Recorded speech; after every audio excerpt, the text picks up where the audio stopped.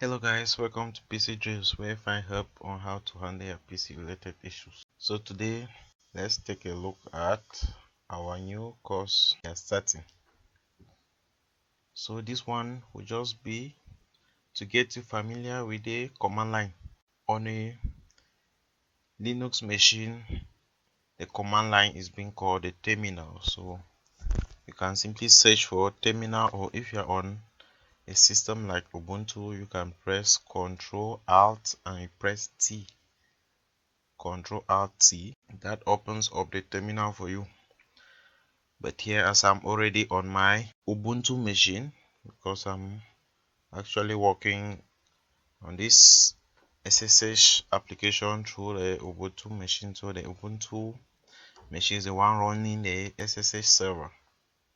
So all my commands here are being executed on my SSH machine, and just the output is being displayed here, and whatever I do here happens on the remote machine I'm working on. So let's get started, and you get a quite easy view of some of the basic commands you can run. So to begin, let me just tell you how commands on Linux normally appear like. First, you usually have a command. Next, you have maybe the options for that command. And then you have now the arguments. So on Linux, you have a command. A command is basically a software application that does a particular stuff on the computer. So it might be an application that's just to create a file. It might be an application that's just to delete a file. It might be an application that's just to create a folder. An application just to, and so on and so forth. I believe you get the idea. It might be an application just to read a document. That's just it. So for the options you have here, when you give a command, you have to give it options. Some commands still run without options, so options here are mostly optional, but for some applications you have to specify how it should work. So options here are just like, you see an abstract example like, I want you to build a house. That's just an abstract example. So the command here can be build a house, but the option now can be like, what type of house are you building? Maybe the color that you have to specify, the size, or any other thing that's to make the house more definite. And then the arguments are finally on what the system should work on, where. So taking the example we just took, the abstract example of a house, you can see, let's say, the geographical site of the house. And guys, that's just an abstract example, don't take it so serious. Let's not take it out of topic. So basically that's how the commands look like on Linux. You have the command, you have the option, and you have the arguments. So the command is simply an application that does a particular thing to the computer. Then options, sometimes called tags, are simply things that specify how the command should work. And then the arguments are what the command should work on. That's just how it is. Since you have gotten the idea, let's move forward. Let's take, for example, the ls command. Ls command on Linux is to list files and directories. So if you type ls, no matter which folder you are, it's going to list the files and directories where you are. So with Linux, we are probably going to be calling folders as directories throughout this course. So if you hear something as a directory, just know that it means a folder. If you hear a file, know that is actually a file that contains data. A folder is simply an empty container that contains many files. So that's just the idea of files and folders. And on Linux, you mostly just call it directories. It's very easy to retain because with the commands, The abbreviated commands are easily retained when you know how they work and how they do their stuff. So if I just type the ls command here, with the ls command it lists the various files found where I am. So right now I know I'm in my home directory just because I've not yet moved to any further directories, because when you log into the Linux machine, by default you enter the home directory.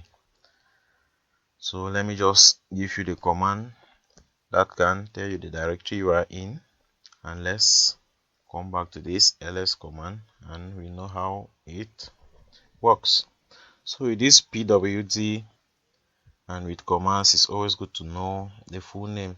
It helps you to retain it. So if you are jotting, pwd means print working directory, p print and working directory. Like I said, directory means a folder. So pwd means print the folder I am working inside. That's basically the literal meaning of this command pwd. You simply see it's writing here home/coda, and this home means I'm in the home directory. This coda means the username that I'm in. So I'm the user coder under the home directory. So I'm in the home directory of coda. I believe you get the idea. So Linux has a file system that's being arranged, and it has various files in particular locations, and even new ones should be created in particular locations so that they can best do their task. We are going to look at the file structure or directory structure of Linux probably in another video. So coming back to our ls command, which displays the various files and folders, you can see here it gives this file a file.txt, and you can see this one desktop, this, and the rest. And you can see that with Linux the colors changes. You can see this file that's ending with .txt, it has but a white color. This one is blue, this one something like gray, something like that, this one white. So files in Linux and directories, they have various colors. So when you look at a file or a directory, you can easily know which type of file it is and what it does, what is it being used for. So with Linux, knowing the colors easily helps, but the one you should retain for now is this blue and the white color. This blue and this white. Blue is normally for directories, which I said folders, and white for files. So now, considering our format for the command that we just gave, for this ls commands, it also has its own arguments and own options. So you can say ls minus l, still in this very directory that we are working with. Say ls minus l. You can see the way it lists those files now has changed. Above, we had everything on a nested kind of way. Everything was just, you can say, crowded, but with minus l, everything comes out on its own line and more information has been added. You can see here, might be doubting what does it mean, minus, r minus, and other stuff. You see here 1, you see here coda 0, all this. Maybe you might be doubting what it means for you who is a Linux beginner, but no need to worry, because we are getting into that bit by bit. You also know what all this means. All these are very important for you to know when executing any stuff on Linux. So you might know why something isn't working or why it is behaving the way it does, probably due to its properties. So with this ls command, it takes the l argument. You can also have the a argument, and with the a argument you can see arts having the dot before the name of the file or folder or directory, as we said. So the -l command that we had here, we call this the long listing. So the L, you can call the full meaning is long. Long listing means gives you the file and then it gives you the properties of the file, the ownership, the permissions, and all that.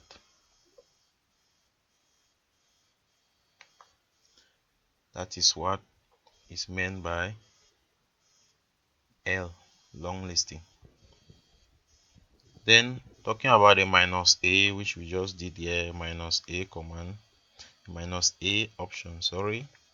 -a option gives us all the files located in a particular directory. When you say all the files here, it means that even hidden files, because a long command, any ls command without a will not list the hidden files. So in Linux, to create a file and make it hidden, you have to put the full stop before the name of the file. So if I create a file and I put a dot before the name of the file, it's going to be hidden.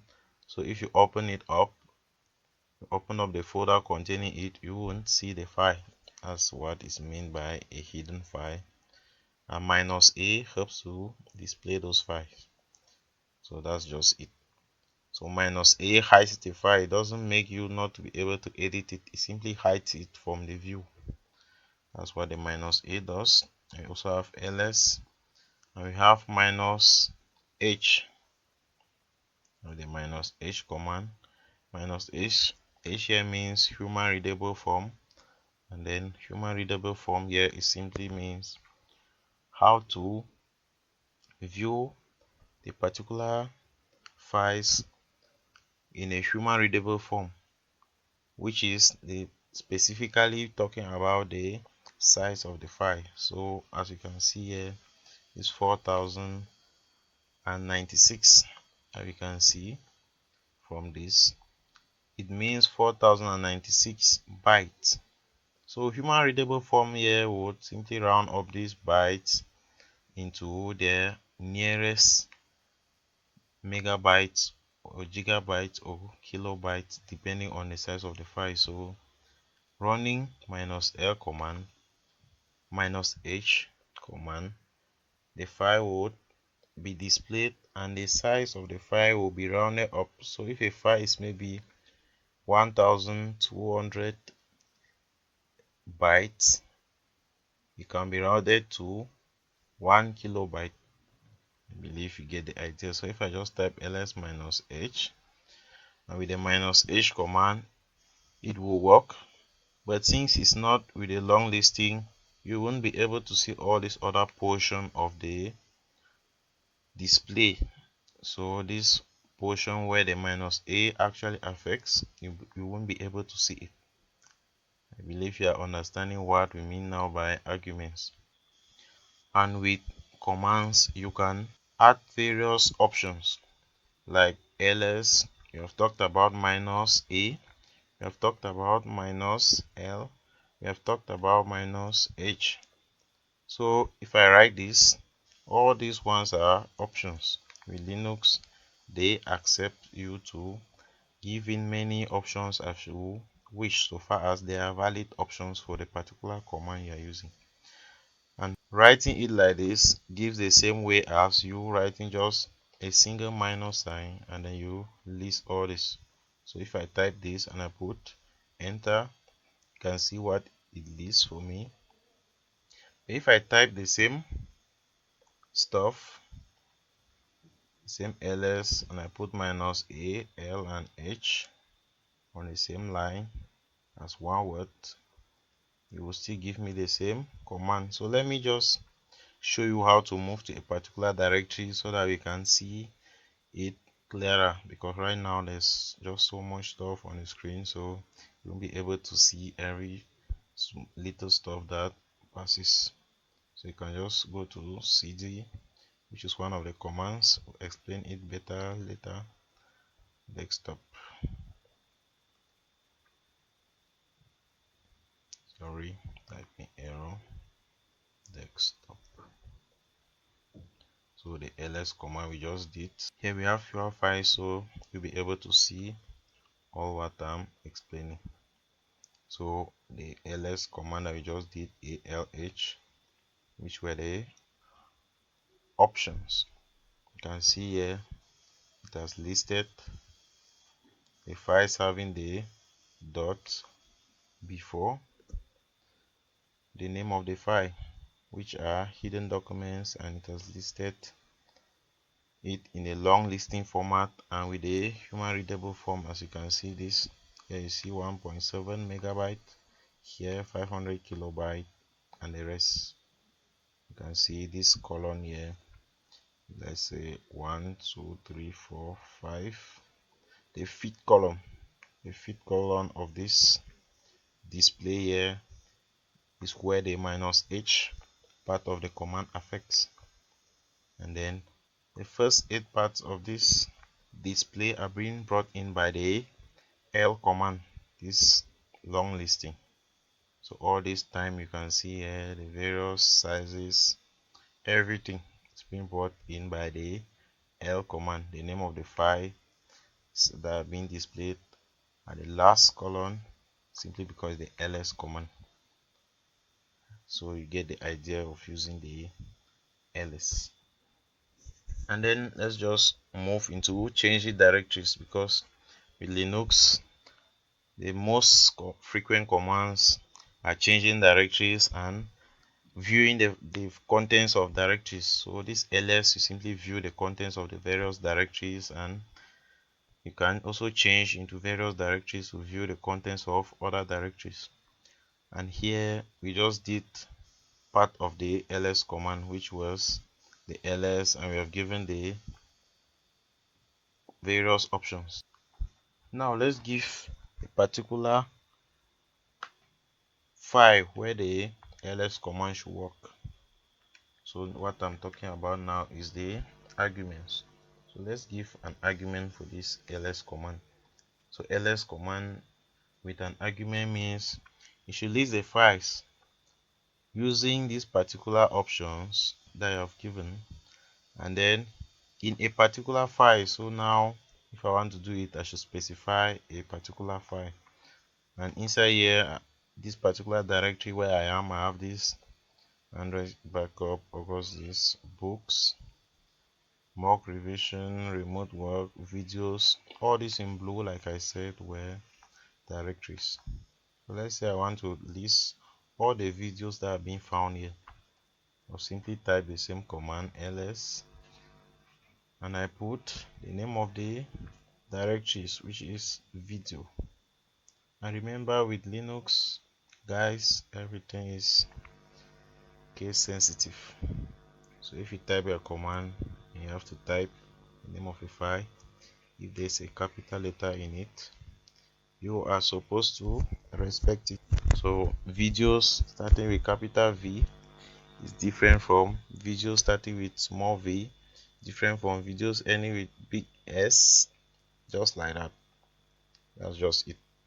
So if I type this ls and I put alh and I put videos, it means list the files using the long listing, all the files, long listing, and human readable form of the files inside videos. That's it. You can see the command has executed. The dots here because of the a that we added, and then this other part for the long listing like we said, and then here we have the name of the files that I have inside that directory. I have this 6 underground, Android, dance this, detective, Godzilla, and knives out, the rest. That's how the command works. So with Linux You can give commands, you can leave out arguments, you can leave out options. So some commands would need you to specify all the three.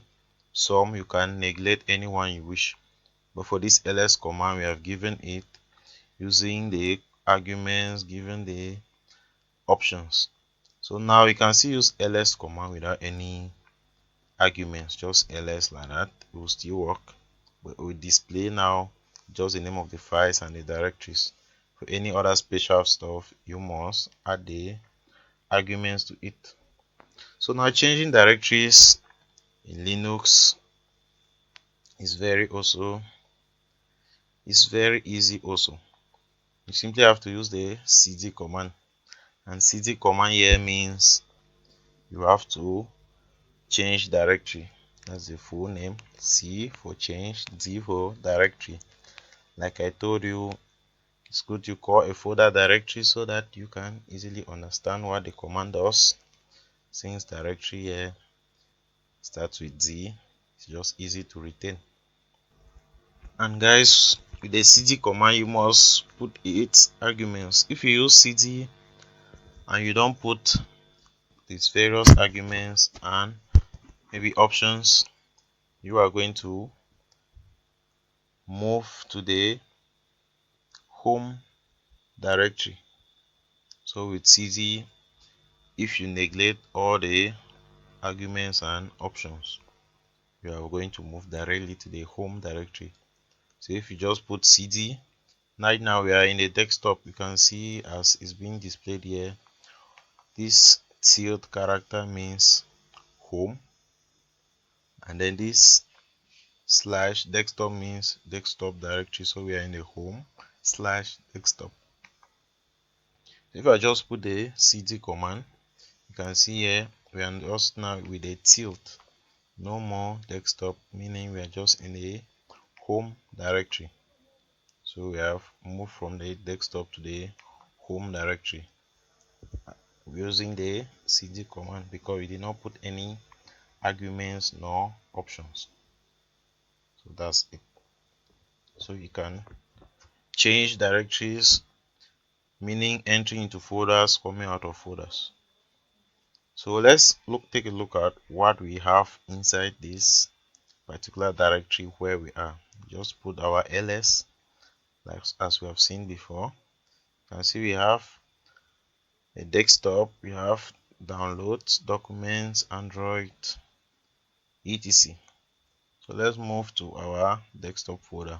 Simply have to put cd and specify the name of the directory, and it's desktop.